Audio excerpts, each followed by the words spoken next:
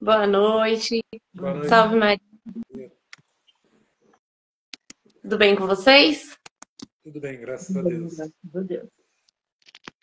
Vamos começar então? Quem faz a oração hoje? Vamos lá, Keijo. Em nome do Pai, do Filho e do Espírito Santo. Amém. Amém. Vamos pedir a nosso Senhor Jesus Cristo que Ele ilumine a nossa mente, o nosso coração, nos dê sabedoria para a gente poder conduzir essa live de hoje. Pai nosso que estais nos céus, santificado seja o vosso nome. Venha a nós o vosso reino, seja feita a vossa vontade, assim na terra como no céu. O pão nosso de cada dia nos dai hoje. Perdoai as nossas as ofensas, assim como nós como nós perdoamos a quem nos tem ofendido. E não nos deixeis cair em tentação, mas livrai-nos do mal. Amém. Em nome do Pai, do Filho e do Espírito Santo. Amém. Antes da gente começar, eu só queria dizer que não conseguimos, né, entrar na quarta-feira. Geralmente a nossa live são às quartas, mas por imprevistos e problemas pessoais não conseguimos entrar. Então, somente hoje, nessa semana, que a nossa live será na sexta, né? Que está acontecendo agora. Na próxima já será quarta-feira de novo, se Deus quiser. Assim seja. Desculpa, gente. Podemos então? Bom, eu acho que para falar hoje sobre o tema da nossa live, que é aprendendo a ser família, né? Eu acho que, em primeiro lugar, a gente precisa focar do início, né? Como estamos vivendo, como estamos começando a nossa família, né? Será que a gente já está começando da forma correta, com o sacramento do matrimônio? Ou estamos só, como nós dissemos na outra live, só juntando as escovas e tudo bem, né? Então, eu acho que partir desse princípio, perguntar para nós mesmos, principalmente quem aí vai casar agora, os noivos, como que está começando esse casamento? Qual que é a forma correta de se começar esse casamento? Nós sabemos que é através do matrimônio, mas muitas pessoas elas não entendem, né? E para quem não entende, para quem não tem esse entendimento, tudo bem só ir morar junto. Tudo bem colocar os burros na frente da carroça, né? Eu acho que podemos partir por aí. Eu acho que, além de tudo isso que você disse, eu acho que as pessoas precisam aprender o que é o casamento. Precisam saber exatamente o que é o casamento, porque o casamento é um voto e ele é livre, né? Ele é feito de forma livre. Então, eu acho que para poder começar mesmo a pensar em família, você precisa entender isso primeiro, que é um casamento, que implica esse voto, né? E consequentemente, depois ir pensando mesmo ali na família em si. Mas eu também vejo essa base do casamento como fundamental. Se começar errado aí, É. complicado. Eu concordo com isso também, até porque, de certa forma, a gente começa falando do fim, né? Esse fim que é a finalidade das coisas. Uhum. Toda ação nossa tem ali um motivo, um porquê. Então, aprendendo a ser família, isso vai englobando tudo o que a gente foi falando até agora nessa temporada nossa aqui, né? Eu acho que, eu não sei se vocês concordam, mas a gente pode pegar, quem pegar qualquer vídeo nosso, vai conseguir entender aquilo que a gente está falando, né? A mensagem central da importância do sacramento, da família, das virtudes, né? Então, é uma série que, se você estiver acompanhando, você pode pegar um capítulo isolado e você aprende a nossa mensagem. A gente falou desse caráter da finalidade de um voto, do uso da liberdade, né? Vamos desenvolver um pouquinho mais isso. Depois eu quero falar um pouquinho de alguns aspectos práticos que podem ser aí como que universais, mas ao mesmo tempo alguns aspectos mais particulares. Sim. Eu andei reflexiva essa semana sobre a família. Eu acho que a partir do momento que a gente pensa como família mesmo, tá? Vamos fazer da forma correta, vamos iniciar a nossa família pelo sacramento, que é o correto, que é a base e que é isso, parte daí. A partir daí, nós vamos fazer o quê? Como que nós vamos ser família? Então, eu acho que tem pontos em que a gente precisa especificar mesmo, sabe? Como que será a educação dos filhos? Como que, e para quem já é casado, para quem já tem filhos, como que é a educação dessas crianças dentro de casa? Como que nós vivemos em família? A nossa família, ela reza junto, ela partilha a mesa de refeição, ou é tudo solto, né? A gente se reúne, sei lá, no final de semana, num churrasco de domingo, só. Durante a semana, cada um faz a sua refeição na hora que quer, cada um é livre para fazer o que quiser. Então, eu acho que tem que se pensar desse ponto de partida. Porque a família, ela não pode ser um conjunto de pessoas que moram debaixo do mesmo teto. Ela não pode ser só isso. A família não pode ser considerada só isso. Porque hoje a gente vê o quê? Muitos casais que os dois trabalham fora. Tô dando um exemplo, tá? Que os dois trabalham fora. Então tá, o marido trabalha em determinado horário, a mulher também, os filhos vão pra escola, ficam com o babá, enfim. São mil e uma possibilidades. E aí, cada um chega no horário, cada um come no horário, cada um vai dormir em um horário. Não se tem um relacionamento, sabe? Não se tem partilha. Eis o ponto. A partilha. O que vai acontecer quando você não tem essa partilha? Vai chegar num ponto em que, obviamente, não vai ter diálogo. Se você não senta para conversar, se você não senta para contar como foi seu dia, ouvir como foi o dia do outro, não vai ter essa partilha, esse diálogo. E o que acontece num casamento que não tem diálogo? O que acontece num casamento que não tem partilha? Tem uma frase que eu gosto muito que ela diz assim: quando você não constrói pontes, você constrói muros. E isso é muito real. Um casamento onde não se tem diálogo é um casamento que se está construindo um muro. E o muro separa, né? Um casal que não conversa, obviamente, uma hora ou outra isso vai desmoronar, entendeu?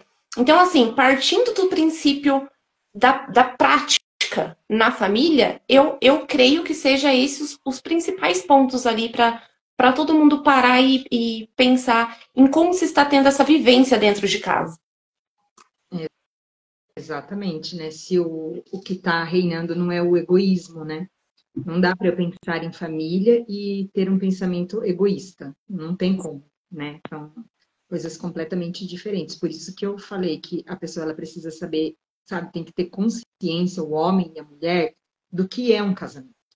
Se eles já se casam, mas até buscam lá o sacramento do matrimônio, mas não tem essa consciência, né, do que o casamento é um voto, que é um voto que você faz livremente, ele envolve a honra, né, porque você vai fazer um voto com uma pessoa, você vai fazer uma promessa, né, não é qualquer coisa, não é simplesmente, tá, fui lá, casei, ai, não gostei, eu troco como eu troco de roupa. Não é isso.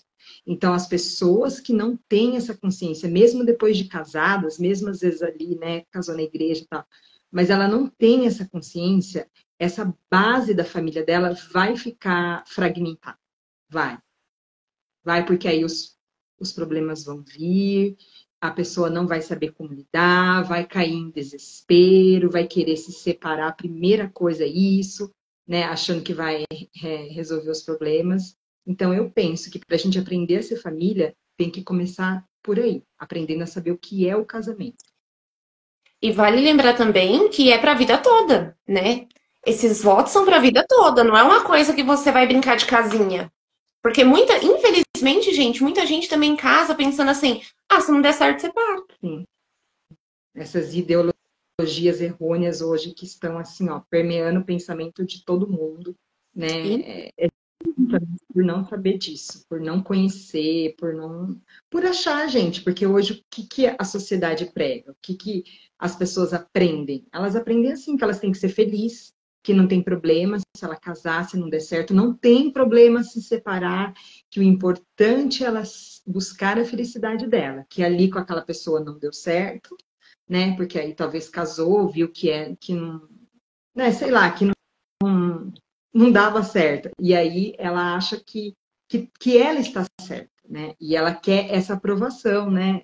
Tem um livro que eu tô lendo do Chester, que ele fala a superstição do divórcio, mas ele fala muito de família, de casamento, e ele fala, né, que o divórcio, as pessoas quando buscam isso, elas não querem somente se divorciar, elas querem a aprovação disso, né? Ao mesmo tempo que elas falam que o casamento não é nada, não importa, mas o divórcio elas querem que importe. Elas querem essa aprovação para dizer que o que elas estão fazendo está certo.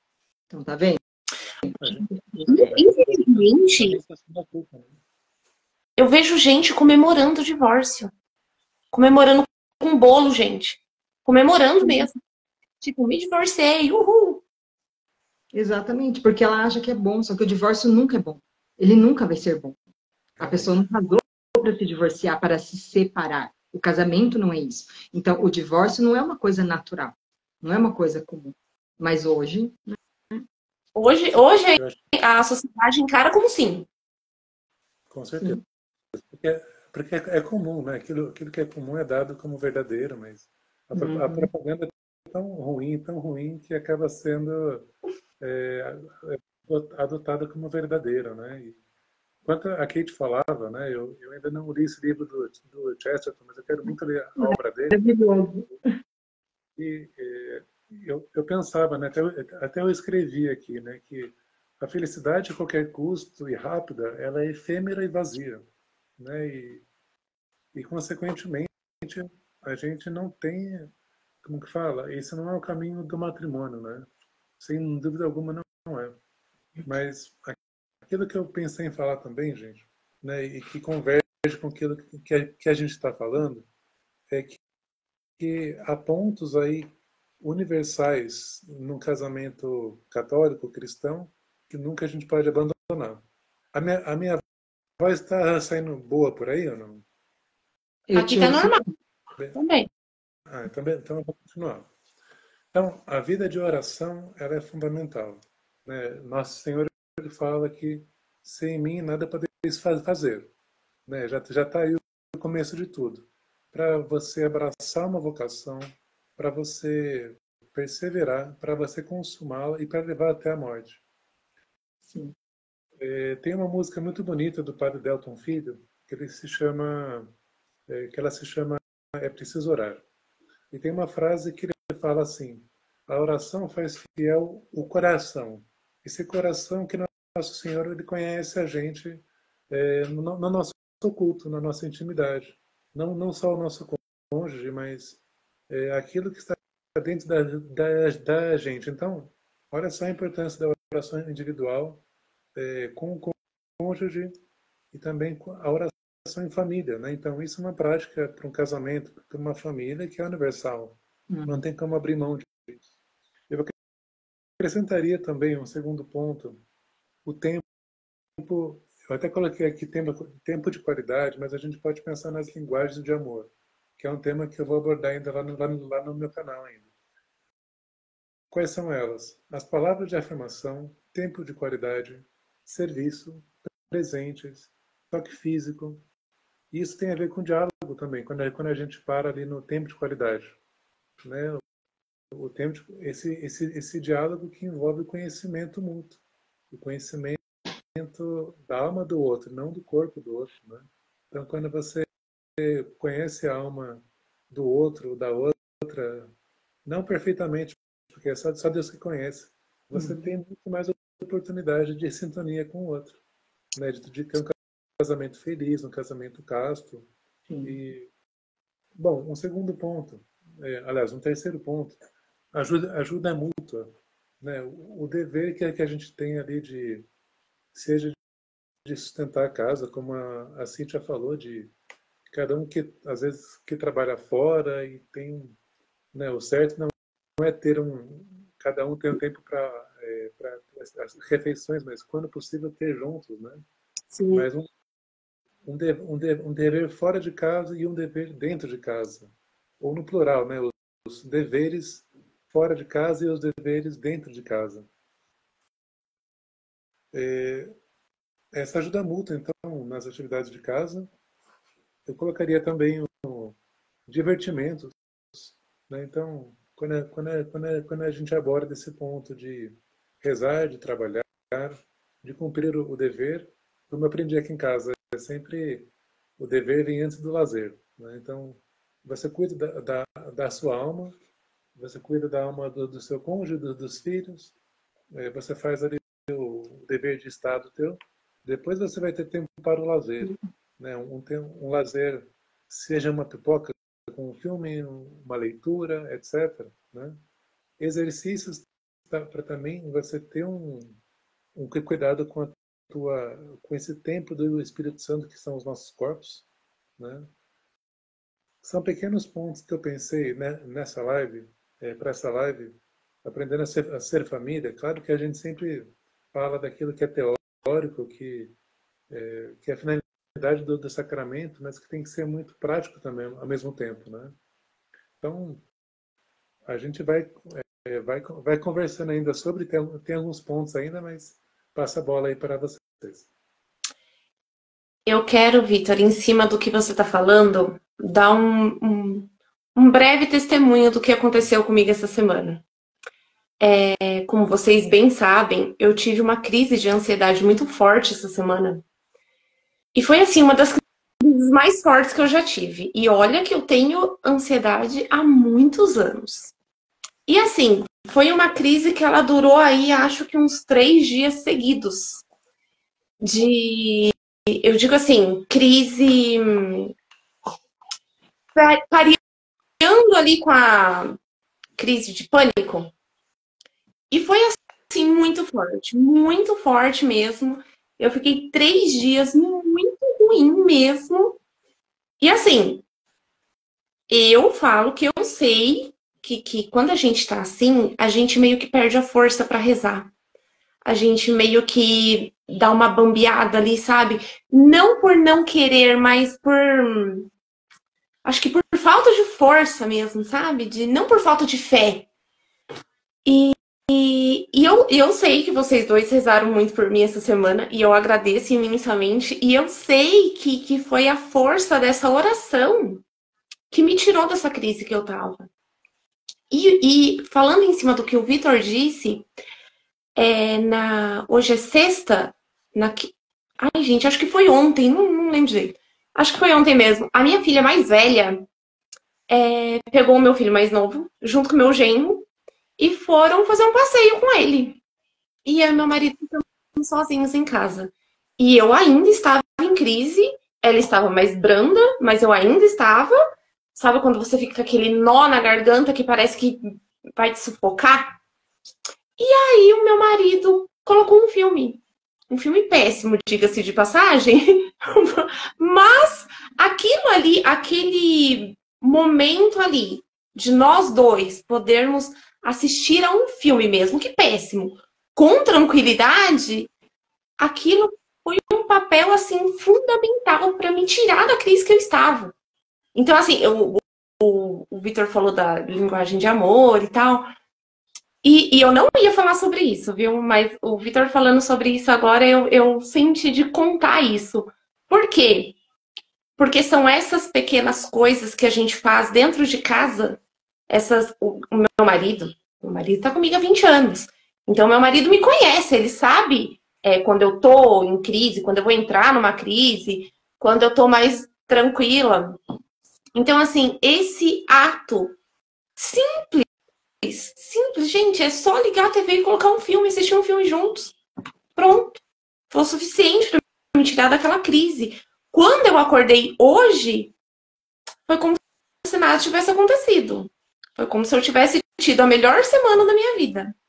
E é complicado, porque não foi a melhor semana da minha vida. Eu sei que não foi.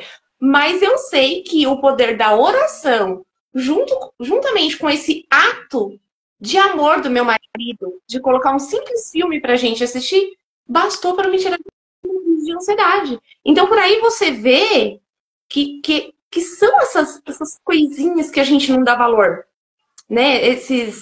O Xande está comentando aqui, levaremos ele mais vezes para passear. Obrigada, Xande, querido. Para quem não sabe, o Xande é meu genro. Então, assim, foi muito bom, sabe? Olhar pelo lado da ansiedade foi péssimo, lógico, ninguém quer ter crise de ansiedade. Mas olhar por esse lado de como se construiu essa passagem para sair dessa crise me fez enxergar assim por um outro ângulo, sabe? Que as pequenas coisas, elas têm sim que ser valorizadas dentro de casa. Com o marido, com a esposa, porque foi um gesto muito simples do meu marido que me tirou disso. Então eu acho que o caminho também é por aí. Muito bom. Verdade. Os pequenos detalhes que fazem a diferença e que às vezes a gente vê muitas famílias ali sofrendo, né? O marido, a esposa, até os filhos, porque os filhos também sofrem com isso, né? E uma pequena coisa, um pequeno detalhe, uma conversa, um estar junto, né? Eu prezo muito aqui, por isso aqui em casa, esse momento da gente, mesmo que a gente não esteja fazendo nada, mas um sentado do lado do outro, um conversando, um perguntando, fazendo um carinho, sabe?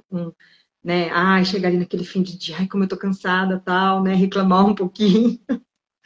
Mas assim, esse ficar junto, a mesa para mim, a mesa tem um valor, mas um valor tão grande, que, sabe, não tem nada que se compare a isso. Esse sentar na mesa, ele tomar um café, fazer uma refeição juntos, né? Um olhando no olho do outro. Quando a gente fala de sentar na mesa, a gente não está falando de fazer uma refeição, nossa! Não.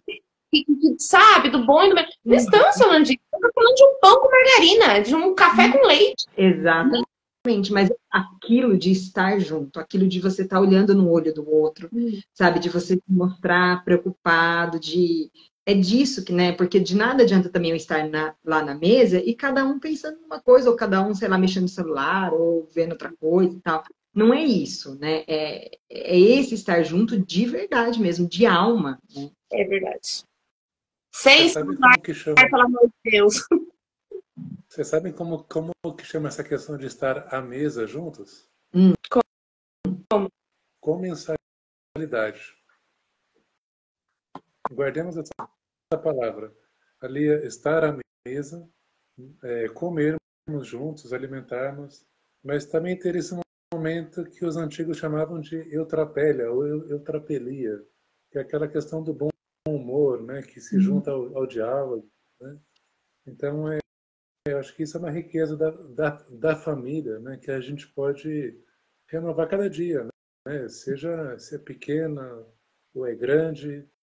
Por exemplo, a família minha de origem é pequena, eu sou filho único, né? Mas quanto que eu aprendi isso, né? Das vezes que eu fui estudar fora, que eu tive minhas experiências aí, eu voltei com muito mais sede de quando eu fosse casar, eu falava, não, eu curti demais os meus pais, né? E assim, graças a Deus, foi. Então, assim, a gente vê como que a riqueza mesmo de ser filho, de ser hoje esposo, né? Ser pai também, né? Daqui a pouco o Joaquim tá correndo para lá e para cá. Ai, que delícia. Mas eu acho que isso é uma riqueza muito grande. Oi? Nós estamos ansiosos. Nós também. É uma grande graça essa companhia, mas eu queria jogar um contraponto muito saudável quanto a isso também. Por exemplo, não um contraponto totalmente negativo, né? Mas, por exemplo, os momentos a sós, né? Que a gente eventualmente pode ter também. Não em excesso, não em, como fala? Nem em excesso, nem em escassez, né? Mas, por exemplo, eu trago para mim a realidade. Eu gosto muito de estudar, de ler, de ter meu tempo de solitude, de pensar na vida, né? Melancólico que fala. Melancólico que fala, exatamente. Então, isso para mim também é fonte de saúde, entendeu? Então, é, realmente é uma coisa que é necessária e talvez muitos homens estejam ouvindo também tenham esse tempo, tenham essa necessidade de ter um tempo. E mulheres também, né? Cada qual também vai se conhecendo, mas é um momento também importante, necessário, que não pode nem ser desprezado e nem totalmente valorizado a ponto que se fala, não, o que importa é o que eu penso, é a minha vida. Mas não, é um momento que nos prepara para estar em comunhão novamente, né? E ao mesmo tempo que estar em comunhão nos, nos oportuniza quando estamos sozinhos de não termos ali um sentimento de abandono, de solidão total, né? Eu falo assim mais de uma característica particular minha, mas eu deixo aí o convite, né? Também, poxa, também faz aí um certo sentido, né? Que esses momentos a sós sejam bem colocados, né? Sim, Vitor. Sim. E eu, assim como você também, eu tenho essa necessidade, principalmente pela manhã. Essa Eu também. necessidade daqueles minutos sozinha, né, de estar estudando, de estar lendo, eu preciso também, eu sinto isso, mesmo que às vezes não seja a quantidade de tempo que eu gostaria. Tem dias que é menos, tem dias que é mais, mas ali, sabe, de ter essa rotina, de ter esse momento assim, sozinha, lendo, estudando, ouvindo, meditando, pensando. Ah, faz muita diferença mesmo. Nós estamos falando de três melancólicos, né? Então, assim, eu acho que é mais do que natural pra gente querer ter esse momento, porque isso pra mim também é muito saudável. Eu percebo que os dias que eu não tenho ali 5 minutos, gente, 5 minutos pra mim já basta. De ficar quietinha com os meus pensamentos, com o meu livro, sabe, com o meu cafezinho. Pronto. Pra mim, 5 minutos é o suficiente. O dia que eu não consigo ter esse tempo é o dia pra mim de mau humor. Eu fico mal-humorada quando eu não consigo ter esse tempinho. E muitas vezes as pessoas não entendem. Elas acham que você. Ah, pra que tempo sozinha? Tá me ignorando. Tá isso, tá aquilo. Então, assim, é importante o Victor falar sobre isso, porque eu acho que isso tem muito a ver com os temperamentos. Eu acho que os melancólicos, em sua maioria, são assim. E é isso. Sabe? Não dá pra você tirar ali 5 minutos sozinha todos os dias, né? 5, 10 minutos, sei lá, quem puder mais, quem puder menos, enfim. Mas é importante, sim. Por isso que a pessoa precisa se conhecer, né, gente? Por isso que é importante esse conhecimento, né? Porque às vezes ela nem sabe que aquilo é uma necessidade dela. E É. tem gente que acaba pensando assim, eu nem posso ter isso, porque aí eu vou estar sendo egoísta, né? Eu não posso ter, que agora eu sou uma mulher de família, isso, aquilo, eu não posso ter isso. Então, por isso que tem que ter esse equilíbrio, né? E a gente precisa se conhecer. Verdade. Bom, a gente está falando disso, eu já deixo aí o convite para conhecerem os meus vídeos aí sobre temperamento, sobre É muito bom. esses assuntos, porque aprender a ser família também é se conhecer, né? Isso. A Kate falou muito bem sobre isso. Eu queria ressaltar um ponto que eu escrevi enquanto eu preparava para essa live, assim, né, que nós não somos perfeitos, mas visamos ser fortes, buscar uma excelência ao nosso modo, mas nos inspirando nos santos, né? Então você tem nos santos essa inspiração, mas ao mesmo tempo uma atualização que é a nossa própria vida. Então você tem ali um modelo excelente que é a Sagrada Família.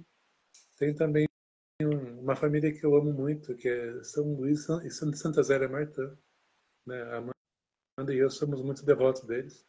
Assim como agora também São Joaquim e Santa Ana, né? Uhum. Eu que o Então, diga. pois é, Mas é muito interessante, assim, porque às vezes eu penso na santidade, né? O nosso trabalho todo visa essa formação íntegra para a santidade. E quando a gente pensa nisso, nossa, me fugiu a palavra, gente. Desculpa.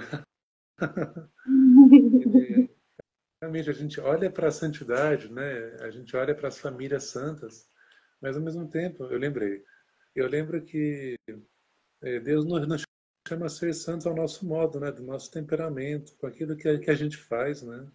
Então por isso que há muitos santos, mas sermos santos como só nós podemos ser é algo único.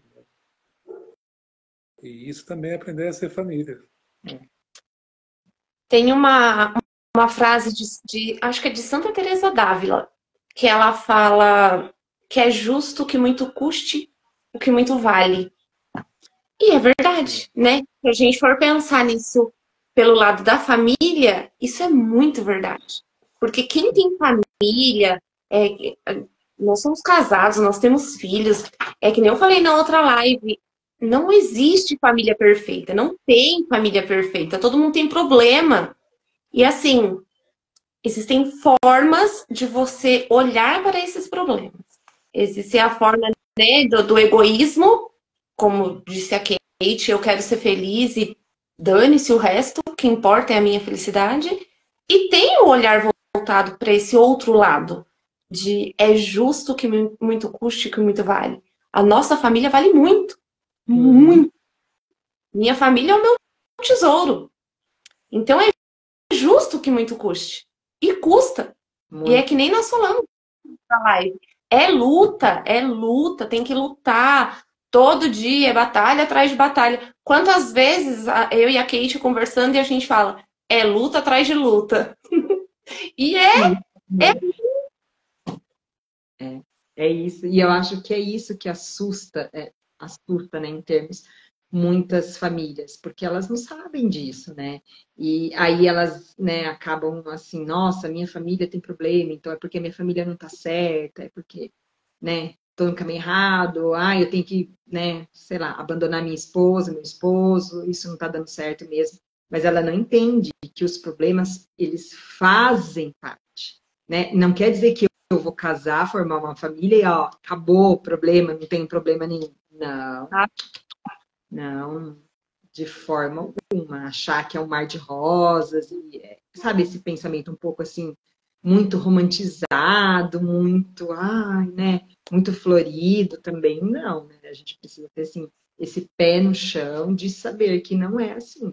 E que não é no primeiro problema, não é ali na primeira discussão, briga e o que for, que eu vou jogar minha toalha e não lutar, né? Eu preciso lutar pela minha família o tempo todo. Assim seja. eu acho que aqui entra bem a questão,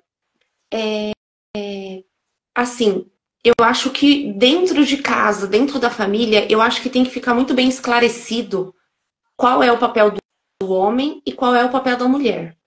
Porque muitas vezes, gente, eu já vi esses papéis invertidos, sabe? De tipo, o homem não fazer o papel de homem mesmo, de homem que eu digo, homem no sentido da palavra mesmo, de fazer as coisas ali dentro de casa, sabe? Ou então, olha, eu vou dar um exemplo tão tonto, mas é um exemplo. A mulher que vai ali, 3 anos lá tentando abrir uma lata de um vidro de maionese. Ela não consegue. Minha filha, o que te custa dar isso pro teu marido? Teu marido é homem. Óbvio que ele vai ter mais esforço que você. O que custa dar ali pra ele?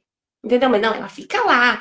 Tem um professor que eu sigo que ele fala que o homem tem muito Enzos por aí e as mulheres ele chama de Carlão. É triste, mas é uma verdade. Porque assim, quando o homem ele deixa de fazer ali, dentro de casa, o papel de homem, automaticamente a mulher é obrigada a assumir esse papel. Então ali, o homem perde a masculinidade e a mulher a feminilidade. Isso aí é um caminho também que, gente, olha, é difícil ali você colocar no eixo depois. Porque vira. Ó, o meu marido comentando ali, lembrei da lata de atum. É, gente, eu não sei abrir lata de atum. Pois é. Então, assim, e é isso, sabe? É viver isso aí na prática mesmo. O homem ser homem, de fato, marido, sabe? Provedor, cuidar ali da esposa mesmo, tratar a mulher como ela deve ser tratada. E a mulher, exatamente a mesma coisa. Parar de pegar problema para ela e deixar o marido resolver o que ele tem que resolver. Entendeu? E isso muitas vezes, gente, atrapalha e muito quando se perde esse sentido dos papéis dentro de casa. E muitas famílias começam a se perder por aí, infelizmente. Porque não conhece a sua própria vocação, né? A mulher, o homem, né? Hoje é nítido isso, né, gente? Que as pessoas não sabem a sua vocação, qual é a sua natureza.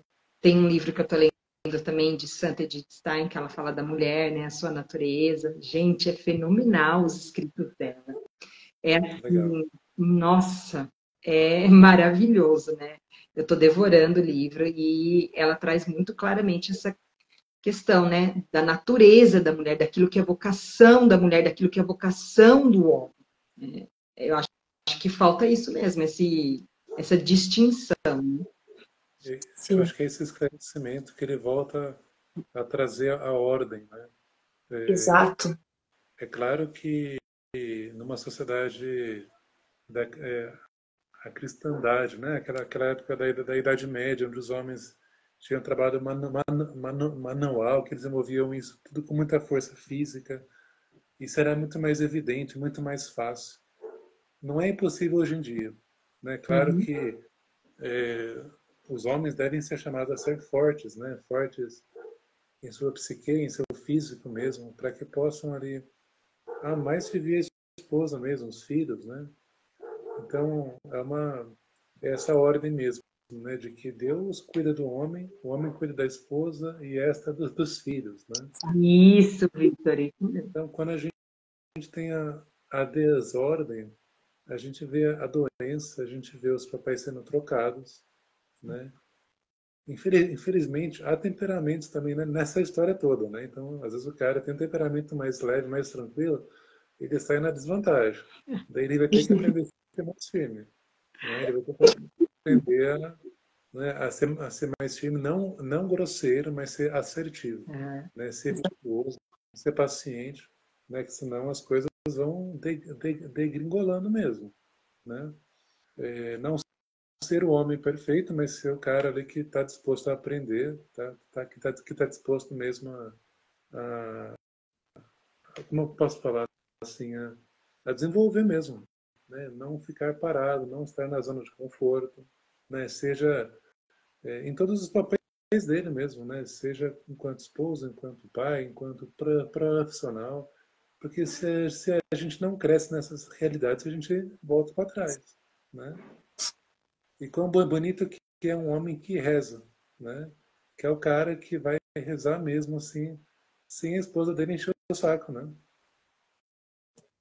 E olha, eu digo mais.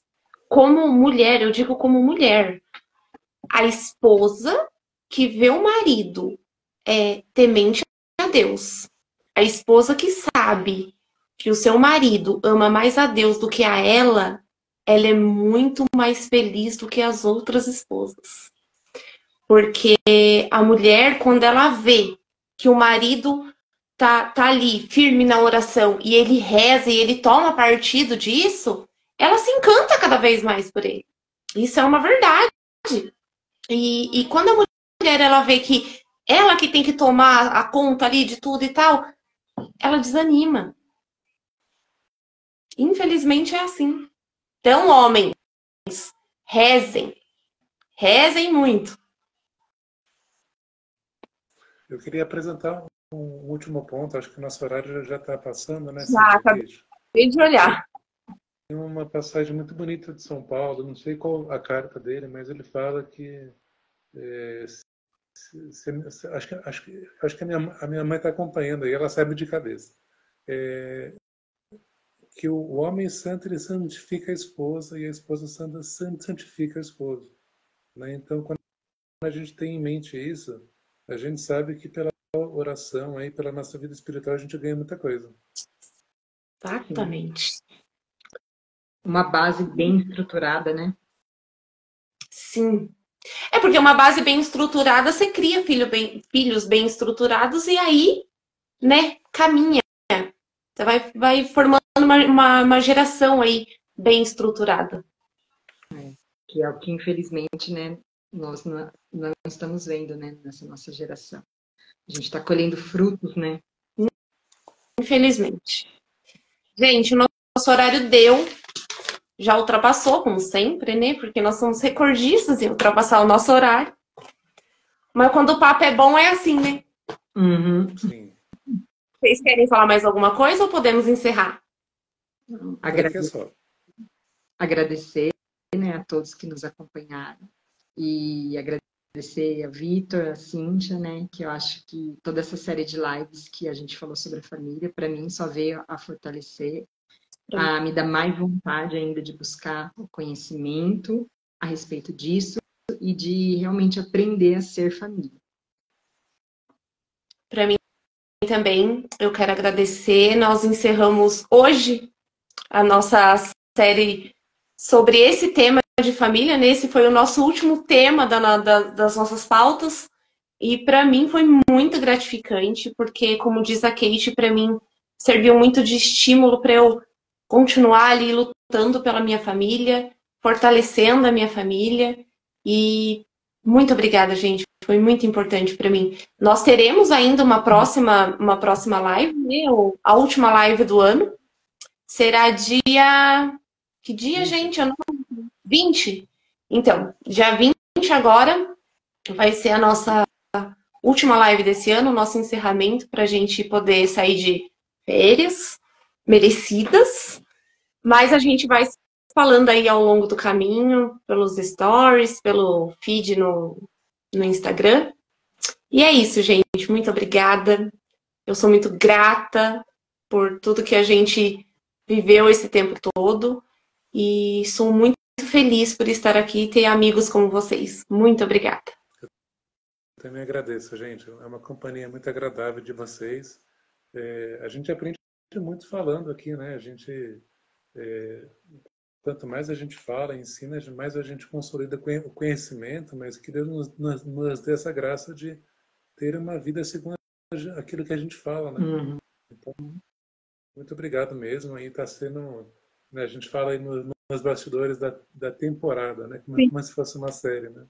Mas graças a Deus a gente está encerrando lá em cima. Amém. Obrigada, gente. É sempre uma alegria estar com vocês. Só para não perder o costume, viu, Vitor? Com certeza. Boa noite, gente. Fiquem com Deus. Salve Maria. Ave Maria. Ave Maria.